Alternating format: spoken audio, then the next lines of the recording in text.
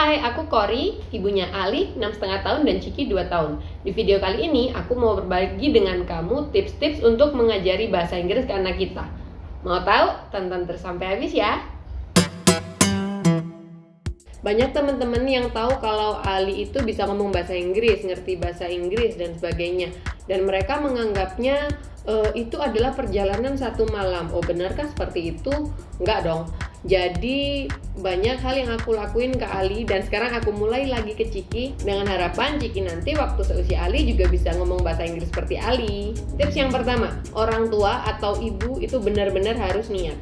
Kalau niat yang dilakuin, maksudnya kalau cuma niat-niat aja tapi nggak dilakuin, itu ya sama aja bohong, ya kan?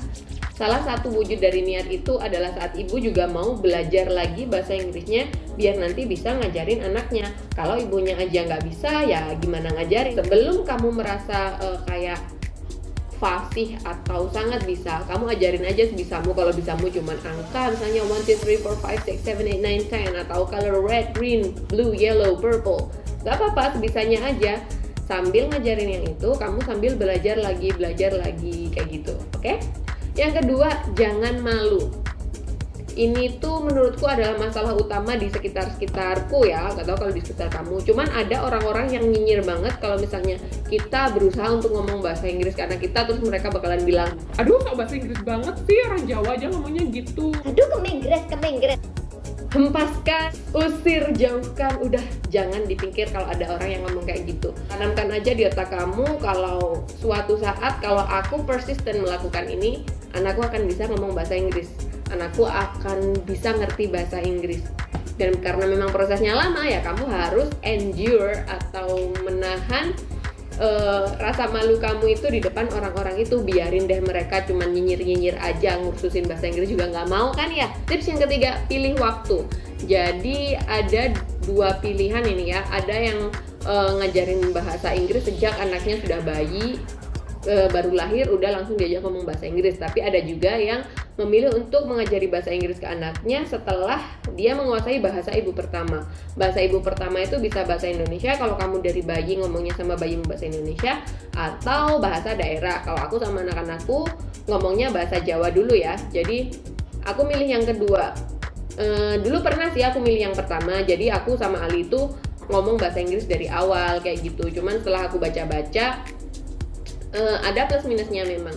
Kalau kamu ngomong bahasa Inggris dari awal disertai dengan bahasa ibu, itu biasanya mereka akan mulai untuk produce atau mulai ngomongnya itu agak terlambat karena ada dua struktur yang berbeda kan. Misalnya dalam bahasa Jawa, aku mangan tempe, aku subjek, predikat, objek. Kalau misalnya dalam bahasa Inggris kan ada I'm eating tempe, I eat tempe, I ate tempe, I will eat tempe. Itu kan udah beda banget secara grammar. Jadi lebih baik waktu itu ya, pikiranku itu adalah dimantapkan dulu satu bahasa, baru pas umur 2 tahun dia udah bisa ngomong bahasa Jawa dengan lancar, 4-5 kata, aku mulai ngomong sama dia bahasa Inggris. Tapi ada juga teman-temanku yang ngajak anaknya ngomong langsung bahasa Indonesia sama bahasa Inggris ke anaknya, dan mereka turns out fine. Di dalam otaknya itu mereka kayak bisa memilah-milah sendiri gitu. Walaupun mereka baru mulai kayak mengucapkan kata pertama itu misalnya mungkin umur 2 tahun lebih, kayak gitulah. Kamu pilih sendiri deh mana yang menurutmu cocok buat kamu. Keempat, gunakan fasilitas. Gini, kalau kamu punya money, kursusin. Kalau misalnya kamu merasa, aduh aku udah gak sanggup ini ngajarin anakku bahasa Inggris lagi, udah mentok ini, otakku udah gak bisa belajar lagi, jadi mau gak mau harus dikursusin. Kursusin sok kalau misalnya punya rezeki atau punya anggaran ya untuk itu. Kalau enggak, it's okay. Zaman sekarang tuh enak, ada YouTube, ada games di Play Store atau App Store yang bisa ngajarin anak kamu bahasa Inggris, ada video-video bahasa Inggris. Sodorkan itu semua ke anakmu, jejelin semua ke otaknya. Karena anak itu kan otaknya seperti sponge kan, apapun yang mereka lihat, dengar, itu akan kayak terserap bagaikan sponge yang menyerap air. Dan dengan melihat atau mendengarkan apa yang mereka lihat di video game dan sebagainya, itu nanti strukturnya akan internalize di otak mereka.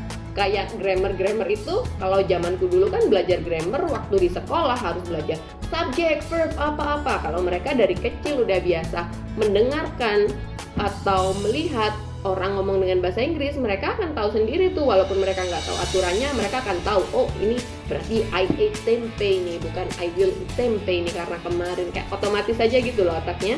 Kalau Ali dulu itu aku downloadin flashcard di HP dari eFlash Apps, itu bagus banget iklannya. Kalau misalnya kamu mode pesawat nih, HP-nya itu iklannya nggak muncul, jadi nggak bakalan ketekan itu iklannya, terus buka gitu. Terus selain itu juga nonton video-video di YouTube tuh kayak Blippi. Blippi itu ngomongnya bahasanya simple banget. Pepik itu juga bagus. Kelima, sabar. Belajar bahasa itu bukan proses semalam langsung bisa, kecuali ya bisa sih kalau misalnya dikersakno ya sama Gusti Allah. Cuman pada umumnya belajar bahasa itu butuh proses. Kenapa sih kursus intensif bahasa Inggris 2 bulan, 3 bulan? Ya karena seminggu kamu nggak akan bisa. Terus belajar bahasa itu pertama harus receptive dulu baru produktif. Jadi anak kamu itu akan mendengar dan melihat dulu sebelum mereka bisa ngomong. Jadi kalau misalnya pertama kamu ngomong bahasa Inggris ke dia, terus dia cuma merhatiin gitu, atau mungkin dia waktu main flashcard di HP atau apa, cuman dilihatin aja, jangan dimarahin. Ini sering nih waktu aku ngajarin Ali atau Cici, misalnya mereka main flashcard, terus orang-orang di sekitar itu ngomong gini, tiruin dong, jangan diem-diem aja, tiruin ya. Ya gimana, mereka perlu mendengar dulu sebelum bisa meniru, dan nggak semua orang mendengar sekali langsung meniru kan. Apalagi anak-anak yang baru belajar bahasa, mereka biasanya bakalan nungguin, kayak ada yang seminggu diliatin terus diulang baru ditiru, ada juga yang bisa sampai sebulan. Ada Jiki, what are you doing? Are you playing with the alphabet magnet? Yes? Then look at the camera. Ya kalau misalnya anakmu yang sekali lihat langsung ditiru, ya alhamdulillah, itu berarti dia kalau belajar bahasa bakalan cepet tuh, langsung niru kayak gitu. Sama kan kayak kita belajar bahasa ibu, walaupun bukan bahasa Inggris, itu kan kita harus ngomong ke anak secara berulang. Misalnya ibu, baru dia nggak langsung ngomong ibu, tapi butuh waktu untuk dia masukin kata itu ke otak, harus berkali-kali. Dia pun ngomongnya embu misalnya, nggak ibu. You wanna play with this? Yes? Yes? Lego? You wanna play with the Lego? No. Let it be. Ciki mau ikut lagi ya. Yang penting expose terus ke bahasa yang kamu pengen anakmu itu belajar. Terus-terusan. Jangan mikir bahwa kalau dia nonton, aduh kamu gak bakalan ngerti. Justru itu, dia harus nonton biar dia ngerti. Bukan berarti karena kamu gak ngerti, anakmu bakalan gak ngerti juga, enggak. Siapa tahu kamu nggak ngerti nonton, tapi anakmu karena nonton terus-terusan jadi ngerti. Yang keenam, sangat penting juga, minimalkan koreksi. Apalagi kalau koreksinya sambil ngomel-ngomel, itu bikin anak males praktek loh. Jadi misalnya nih, Ali ngomong, yesterday I go to Fajar's house. Jangan, Kalau yesterday itu bukan go, harusnya when. Itu kan soalnya past tense, jadi kamu harus pakai when, nggak boleh pakai go. Jangan kayak gitu. Kalau misalnya disalahin terus, nanti anaknya jadi kayak males mencoba gitu loh. Pernah nggak sih kamu waktu sekolah kayak sama gurumu, kamu melakukan sesuatu salah terus dipermalukan, kamu jadi males kan nyoba? Selama apa yang dia ucapkan kamu bisa ngerti, maklumi sambil tunjukin caranya yang benar. Kalau misalnya dalam bahasa Indonesia kan anak pertama ngomong nggak mungkin langsung saya mau makan tempe, enggak kan? Pertama mereka pasti ngomongnya tempe ya Bang, tempe. Itu kan ngomongnya nggak benar kan sebenarnya, tapi kamu maklumi. Nah dalam bahasa Inggris juga gitu. Kalau anakmu cuman bisanya ngomong, misalnya Ali dulu nih pernah ngomong, Ibu, airplane red. itu jangan, aduh Ali salah. Kalau bahasa Inggris itu harusnya kata sifatnya di depan, nggak usah digituin, tinggal bilang aja, do you mean a red airplane? Nah itu kan kita nggak menyalahkan, tapi sambil menunjukkan yang benar itu yang kayak gimana sih. Bertujuh, paling penting yaitu practice and persistence. bahasa itu semakin dipakai semakin bagus. Kalau lama nggak dipakai bakalan jelek.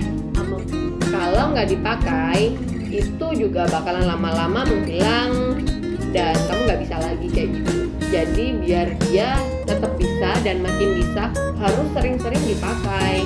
Sering-sering kamu ajak ngomong bahasa Inggris, sering-sering kamu ajak baca buku cerita bahasa Inggris, sering-sering kamu suruh nonton video bahasa Inggris di YouTube atau film-film yang berbahasa Inggris.